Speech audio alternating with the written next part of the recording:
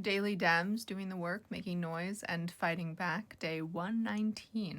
We start with Bill Foster, who is this week's Repping the Rep. 4 days ago, he posted this image. This is how many people in his district will be affected by cuts to SNAP. Seeing tangible numbers like this makes a difference. Pat Ryan was interviewed on the Find Out podcast.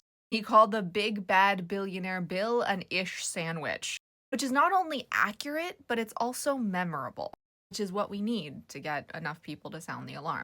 Lauren Underwood spoke about what will happen to all healthcare facilities if Medicaid is cut. Even facilities you wouldn't think of, like a memory care facility. And she would know. She's a registered nurse.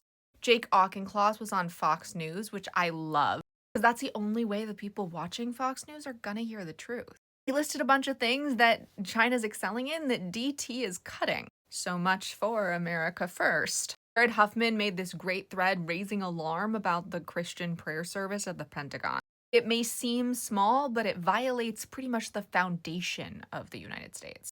Don Beyer posted this great video explaining how billionaires getting tax cuts means we get less tax credit, especially for things like buying environmentally conscious appliances, which is how a lot of people afford being able to put things in their home. House Democrats announced that this week they're going to be going to ICE facilities, and they are prepared to get arrested.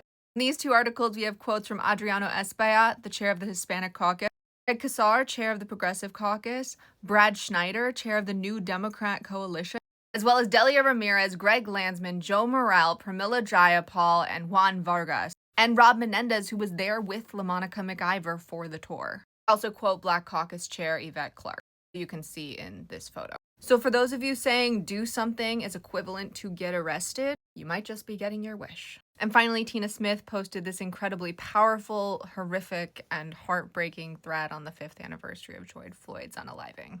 She talks about how it's gotten worse, not better. The media just isn't talking about it anymore. If you made it to the end of this post, comment with an ish sandwich. If you read any of the pieces or watched any of the videos, comment with a church.